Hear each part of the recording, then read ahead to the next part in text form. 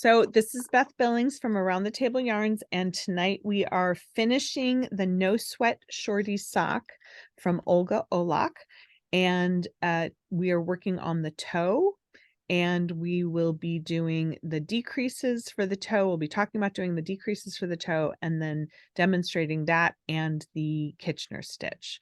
So I'm going to go ahead and pin my screen so I'm the biggest one. Oh no.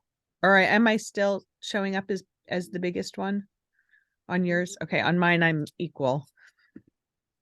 So I'm still pinned. Still spotlighted. Okay.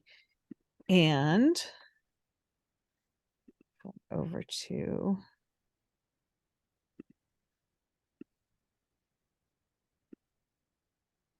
all righty. So in the decreasing, I just want to cover a little bit from the pattern without releasing too much, information. The toe is shaped a little bit differently than some toes. It gives it a much more rounded look. And so I want to just demonstrate a little bit of that. So here is my nearly finished toe. And what you can see is that we decreased every other row for 6 decreases. So for 12 rows, I decreased on 1 and 3 and 5 and 7 and 9 and 11. And then I did a plain round. And then I decreased every round for 6 more rounds. So what happens is it's got a little bit of a curve here and then a bigger curve or a bigger angle here, and it makes a more rounded, natural looking toe. And I thought that was a really nice effect for the top of a foot. So I just wanted to write out how I keep track of that, because I do a very simple thing. I write out the rows. So you could have 1, 2, 3, 4, 5, 6, 7, 8, 9, 10, 11, 12. Those are the first, and if you're doing a different size, it might be 10 or 14 here. And then I just circle the one that I'm doing my decreases on. So I can keep track, I can visually see what they are. And then 13, 14, 15, 16, 17. Is that right? 1, 2, 3, 4, 5, 6. And then these I'm doing every round.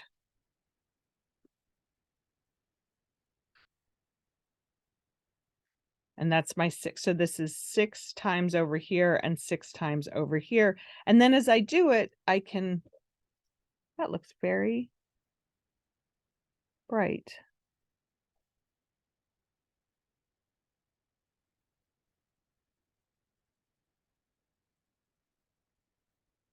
Let me get rid of that light.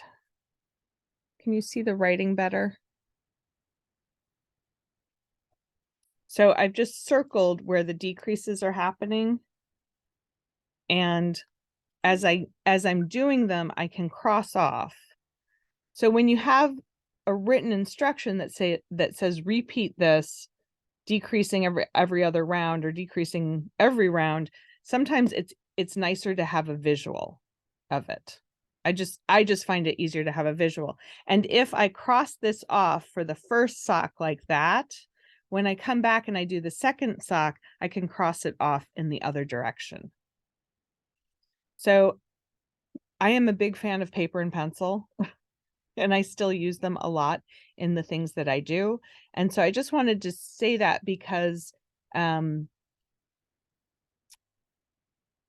sometimes I think it's hard to keep track of the decreases in a toe. And I end up having the wrong number of decreases, and I end up with an odd number of stitches in the toe instead of the even number I'm supposed to have. And this is one of the ways I think that you can save that. So the decreases here are very simple, and I'm just going to demonstrate very quickly. And I might put the light back on for this. Let's see if that's helpful or not helpful.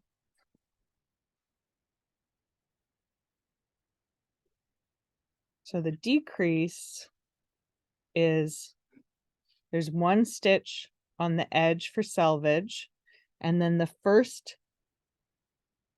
right hand edge of each side of the sock. So the first decrease is a slip, slip, knit two together. And that's always done slipping knitwise. So you slip 2 stitches knitwise. You put your needle into the left needle into the fronts of the 2 stitches. And so it lets you work them together around the back, sort of like knitting them through the back leg. And you knit them together, and that creates a left-leaning decrease. And so it points in. It's much easier to see it here. It creates this left-leaning decrease that points in the same direction as my decrease line of the toe. And then on the other side, and I'm not going to go all the way to the other side because that's not where I am in the pattern, but on the other side, when you're 3 stitches from the edge, you knit 2 together and then knit 1 for the other selvage stitch. And that creates a line that leans in to the right. And so you have these nice sort of detailed lines of decreases on both sides of your sock. So that's how the decreases are worked. And then the last thing is to do the Kitchener stitch. And I personally love the Kitchener stitch. I know I hear a lot of people who are like, I hate it. And I just think it's such a neat way to finish a pair of socks, and I kind of enjoy doing it. So call me weird. Let me get a darning needle here. So one other comment about this sock is a number of us did it, and we started our ribbing on the bottom after we finished our gussets. And so the ribbing ended up going really close to the ball of the foot and to the toe. And I don't like it particularly. And other people who did it didn't like it particularly. I would seriously consider starting the ribbing during the gusset. And if you're already to this point, then it's too late for you. But you can use this as the mock-up for your next pair because it's such a fun pair to do. So try it on, see if the ribbing is where you want it to be. If it's not, maybe put a pin or a marker in where you do want the ribbing to start and use that as your guide for the next pair that you make.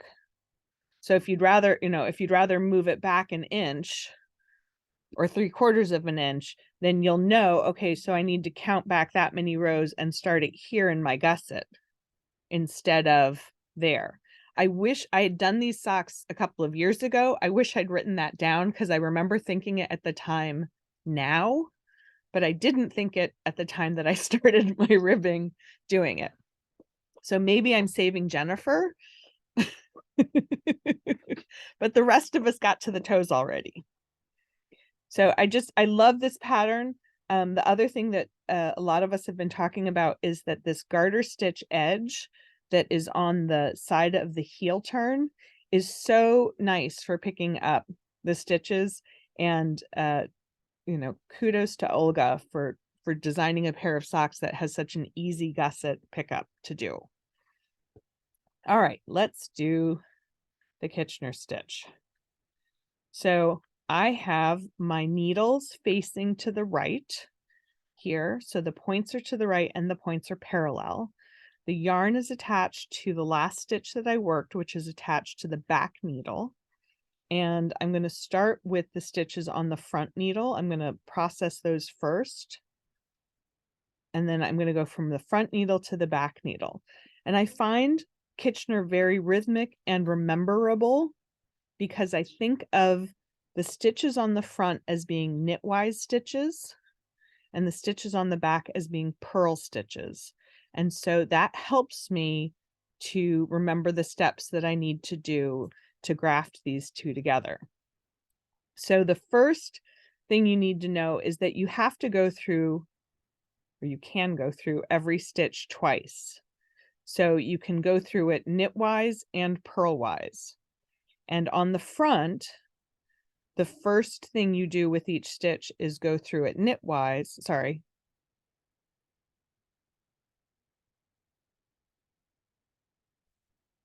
Saying that wrong. I'm sorry, I'm not going to say it that way. That you need to go through each stitch twice, and we go through them on the front side differently than we go through them on the back side. So we have to set up to do the front stitches and the back stitches a little bit differently. So the setup is the opposite of what the stitch is. So if I think of this as the knit stitch on the front, my setup is to go into the front stitch purlwise. Okay. And that's it. That I'm just setting this up. Then I go into the back stitch, the stitch I think of as the purl stitch. I go into that stitch knitwise. And I pull it fairly tight. So I've gone purlwise into the front stitch, and then I've passed the needle underneath the two parallel knitting needles to go knitwise into the stitch on the back needle.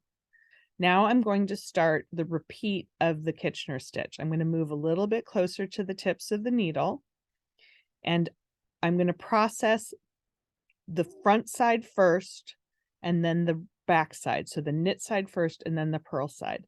And now what I'm going to do is put my darning needle into the stitch that I've already done half of. I'm going to go in knitwise and take it off because that's the second time I'm going into that stitch. And then I go purlwise into the stitch next to it and I leave it on. And I pull the yarn through firmly. Then I go purlwise and take off the stitch on the back needle. And I like to have my finger here so that the one on the front needle doesn't jump off, the one next to it doesn't jump off. So I'm keeping my fingers close by as I take that one off. Notice that I don't pull the needle through. So I've gone purlwise through that one. I'm going to maneuver the tip of my darning needle knitwise into the next stitch. And now I pull through. And again, I pull fairly firmly. So I don't pull my needle through until I've done both stitches, until I've processed both stitches on a needle. And the reason is when I'm done, my needle's coming out of the back. I know I've finished the back stitches. So now I know I can come back to the front. So again, you go knitwise through the first stitch and off, purlwise and leave on, and then pull the needle through. Purlwise and off, knitwise and leave on, and pull the needle through. Knitwise and off, pivot, purlwise, and leave on, and pull the needle through. So again, if I got disrupted, if somebody talked to me or something happened, I would know I've finished that part.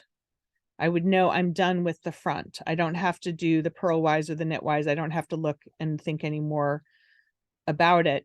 The yarn is coming from the front stitches, so I know it's finished.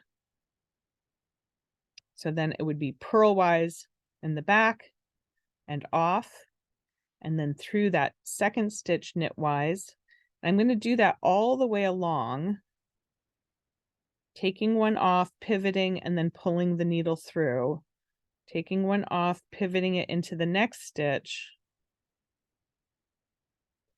And you do that right up to the end of your stitches. So we had a setup at the beginning, there's a finishing step at the end. So I just want to get to that and demonstrate that.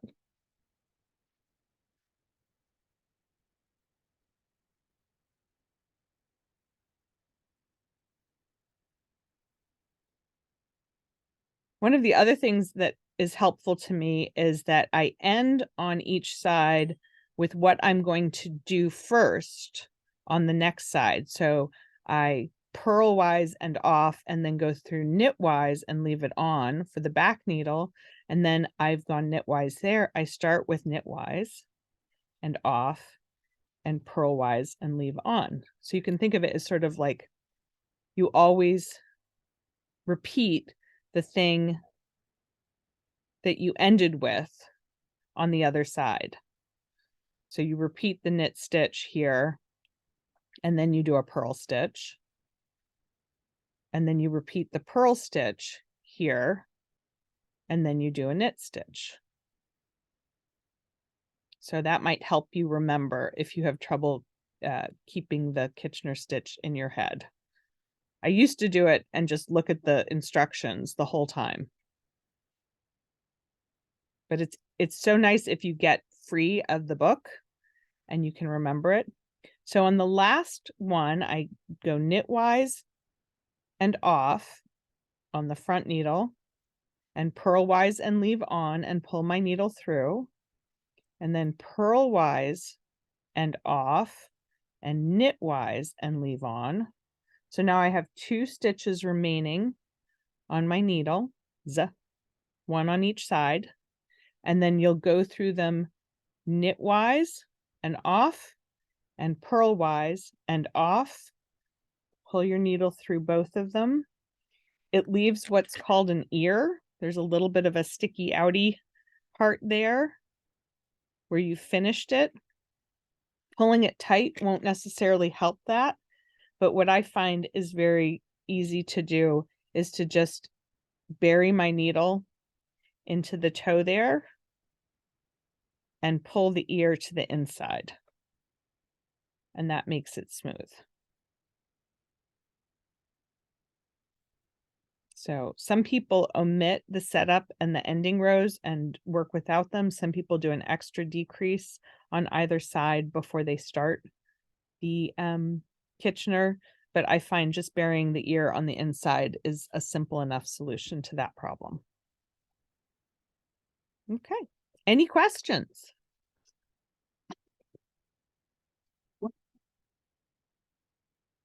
Well, this has been a real pleasure. Sock Club will be starting again in January. We will have a review of gauge and fitting socks first, and then on January, I believe it's January 9th, will be our first sock club, and we're going to do the Slack Tide, which is a sock by Lindsay Fowler. And I believe we're going to have Lindsay help us with it and actually sort of guest teach it. And we're also planning to do 3 sessions per sock going forward so that we have a little bit more time to talk about some of our techniques that we're doing. So that's going to be coming up. That means we'll do 4 socks in the new year. And I will be recommending that people do both socks simultaneously, whether you do it on the same pair of needles or you do it differently. On 2 different needles, sorry. Either way is okay. So thank you very much for joining us, and I hope you enjoy your socks.